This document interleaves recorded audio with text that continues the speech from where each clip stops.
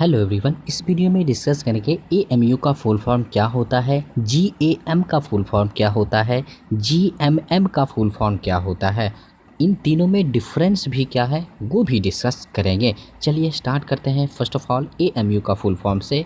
AMU का full form atomic mass unit होता है। इसको डिफाइन करते हैं, the mass exactly equal to 1/12 of the mass of one carbon 12।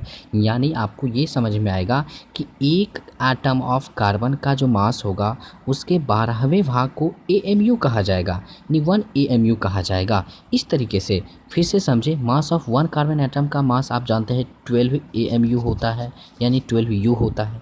इसमें आप 12 से भाग दे दिए तो कितना आ गया, एएमयू ही तो बचा। यानी आपने क्या देखा, 1 एएमयू ही तो बचा।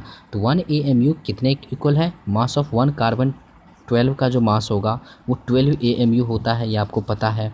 तो एक कार्बन एटम का मास 12 एएमयू है, उसमें अगर 12 से भाग ही दे दिए तो कितना एएमयू आ गया, 1 एएमयू आ गया। इस तरीके से अब 1 एएमयू का वैल्यू ग्राम में आपको ये याद रखना है, 1.66 इंटू 10⁻24 ग्राम होता है।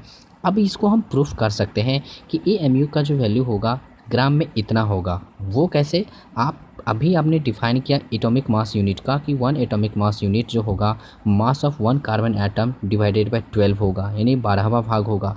अब आपको ये सिर्फ पता करना है कि मास ऑफ वन कार्बन एटम का मास ग्राम में कितना होता है, ताकि आपका एएमयू का वैल्यू ग्राम में आ जाए। तो आपको पता होना चाहिए कि मास ऑफ वन कार्बन एटम का जो मास होगा एएमयू में तो 12 एएमयू होगा, लेकिन जो ग्राम में होगा वो 1.99 इंटू 10⁻23 ग्राम होगा। ये याद रखना है आपको, ग्राम में मास ऑफ कार्बन इतना होगा। अब आपको क्या करना है, करना ये है कि 1 एएमयू आपने कहा कि 1/12 मास ऑफ वन कार्बन एटम, तो यहाँ पे मास ऑफ वन कार्बन एटम हम ग्राम में पुट कर देते हैं 1.99 इंटू 10⁻23 ग्राम। अब ये 12 से आप अगर डिवाइड करोगे तो आपका जो वैल्यू आएगा ये इतना ही आएगा, 1.66 इंटू 10⁻24 ग्राम। इस तरीके से प्रूफ हो गया। अब समझेंगे जीएएम क्या है, जीएएम का फुल फॉर्म क्या होता है। तो जीएएम का फुल फॉर्म होगा G for gram, A for atomic, M for mass. यानी वो एटॉमिक मास जब हम उसको ग्राम में रिप्रेजेंट करेंगे तो ग्राम एटॉमिक मास कहलाएगा। It's a very simple. तो यहाँ से देखिए definition, the atomic mass of a substance when expressed in A grams. Simple है, वो एटॉमिक मास जब उसको हम ग्राम में एक्सप्रेस कर देंगे तब वो ग्राम एटॉमिक मास कहलाएगा। जैसे for example atomic mass of carbon 12 AMU या 12 यू होता है, आप जानते हो, लेकिन बट ग्राम एटॉमिक मास जो होगा कार्बन का वो 12 ग्राम होगा, क्योंकि इसको आपने ग्राम में रिप्रेजेंट कर दिया। इस तरीके से अब समझेंगे जीएमएम। जीएमएम का फुल फॉर्म होगा gram molecular mass, M for molecular होगा। जैसे जीएएम में ए फॉर एटॉमिक था, तो इस तरीके से एम फॉर मॉलिक्यूलर, तो ग्राम मॉलिक्यूलर मास। अब यहाँ पे समझते the molecular mass of a substance when expressed in grams. यानी मॉलिक्यूलर मास को जब हम ग्राम में रिप्रेजेंट कर देंगे तो वो मास ग्राम मॉलिक्यूलर मास कहलाएगा।